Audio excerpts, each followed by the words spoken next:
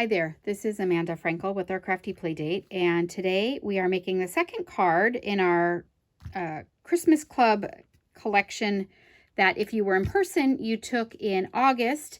If you are ordering by mail, it is actually the one that you receive in September. Our kit includes 4 each of the 3 designs. The cookies are different in them. There is already a cookie card here. There's already a video for this one, so be sure that you're looking for that if you're ordering the kit so that you know how to make it. Today we're going to focus on this one, so I'm going to put this one aside.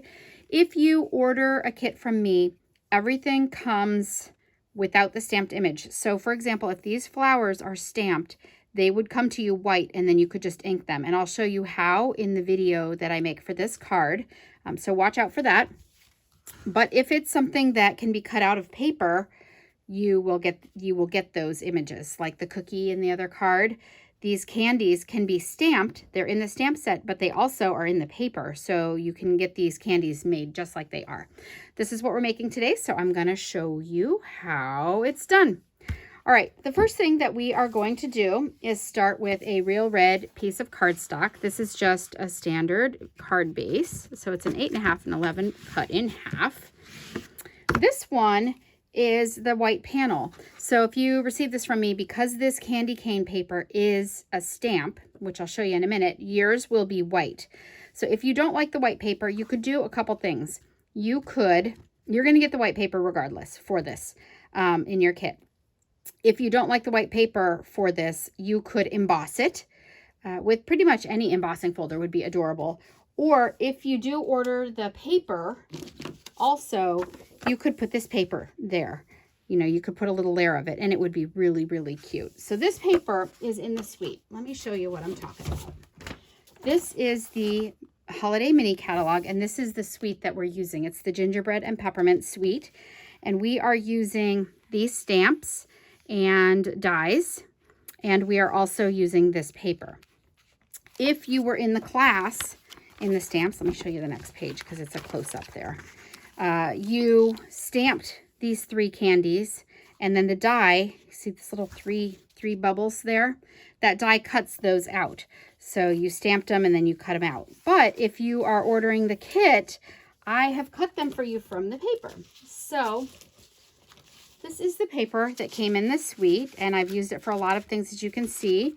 If you'll recall in the last video, I used the snowflake from the cookie, and there it is there. And the dies from this suite, from the bundle that goes in the suite, cut these images out. So that's pretty great. But it also cuts out these candies. And the best thing about it is these papers are 6 by 6.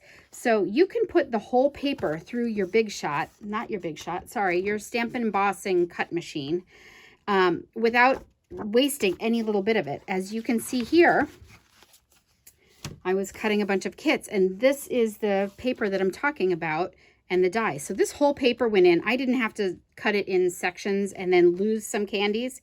And all you do to cut this out is you just put it on there and wiggle it around until it fits, because it will. Oh, there it is, right there.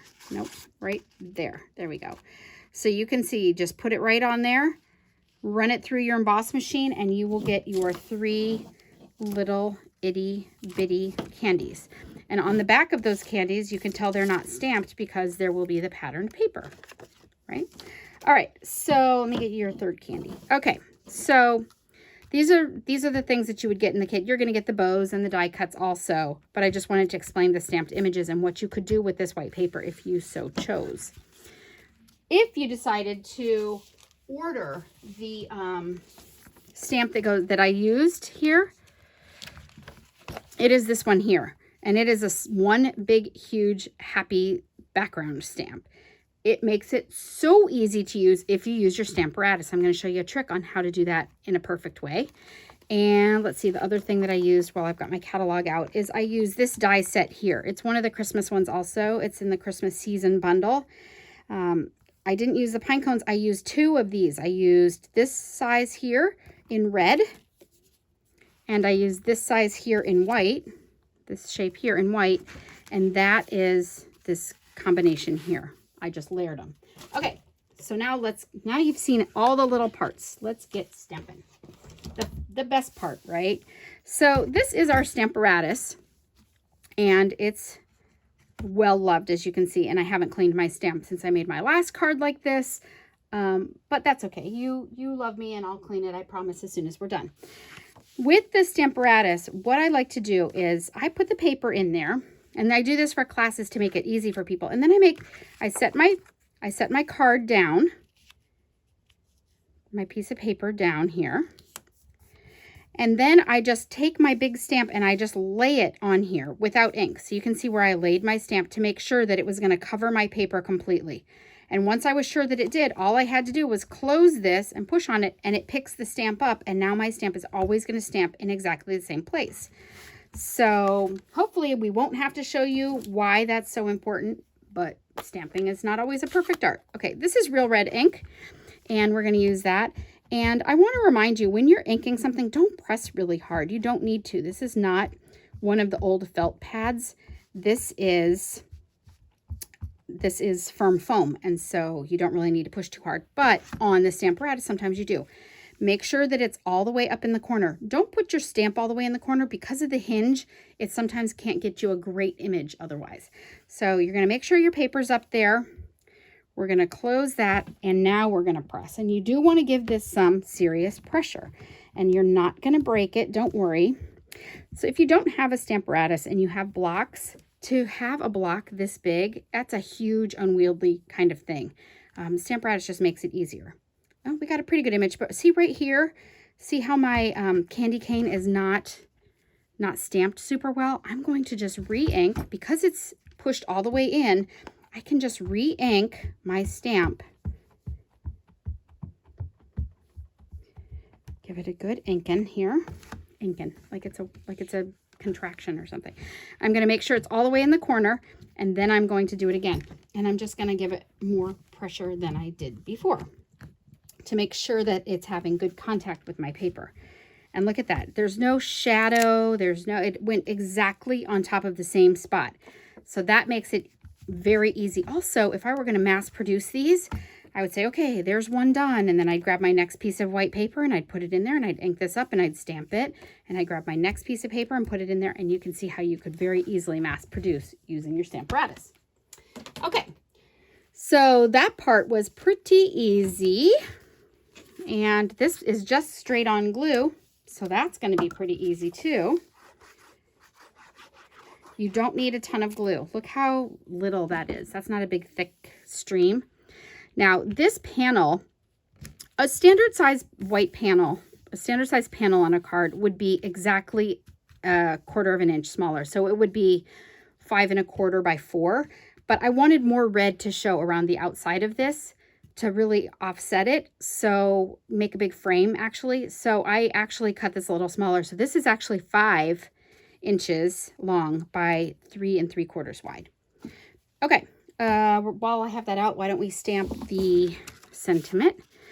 So my sentiment, I'm going pretty much in the middle, maybe a tiny bit high on my little thing here. Get that inked up my block too, as you can see. 1, 2, 3. I probably should have used a block, but it turned out okay. If I had not gotten a good image there, I would kind of be in trouble. I'd have to flip it over, right? Side 2, because it's not on a Stamparatus. But if I had used a Stamparatus, I could just re-ink it and do it again, and it would give me the better image. Okay, I'm layering it up. All these are just straight on glue. Okay, so glue. I'm gonna kind of center it here, maybe a tiny bit high. Good. This one also just glue. So no dimensionals yet. No dimension on this yet. Okay, and I'm gonna center that right like that. And my bow. So if you order a kit from me, your bows would come tied for you already. This ribbon is in the same suite as the stamps and the dies that I use for the peppermint cards. But let's see, let's just make this smaller. This is my bow maker. If you do not have one of these, you're sad, because it makes a perfect bow every time, and you're going to be in awe. Normally I have this done ahead, but I wanted you to see that even with this ruffly ribbon, this bow maker ties a really cute bow. So just give it a tug, be a little bossy, pull it off, and now I can trim it down. And I do want to trim it because that would be very long. All right, and I'm going to do this one like this. Okay, there's my ribbon. And now I'm going to use some glue dots. So I'm not using a dimensional under here. One, it would show, but also two, it would make it too tall. And if you make things too tall, you have to add extra postage when you mail them. So to get a glue dot, I just touch the bow to it and stick that on there. Easy. And now I am going to put these little peppermints on. So here's how I did mine. And of course you could do yours differently. I did glue,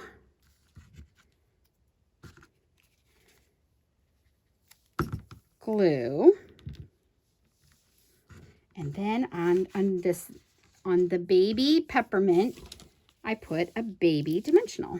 So, oh, almost two baby dimensionals. Just one baby. And you just stick that on there. And all this is going to do is give it a little bit of dimension right there. And it won't be any taller than my knot. So it's going to mail really well. I would put another piece of white paper inside so that you can write on it and see what you're writing. And in your kits, you do have the insides to all these cards, just so you know. And that is that card. If you do not have a Stampin' Up! Demonstrator, I would love to be yours. You can order these kits by contacting me in my email. My email is listed in the description below. And you can see how that's different. That is stamped. Those are cut out. So it works out just the same.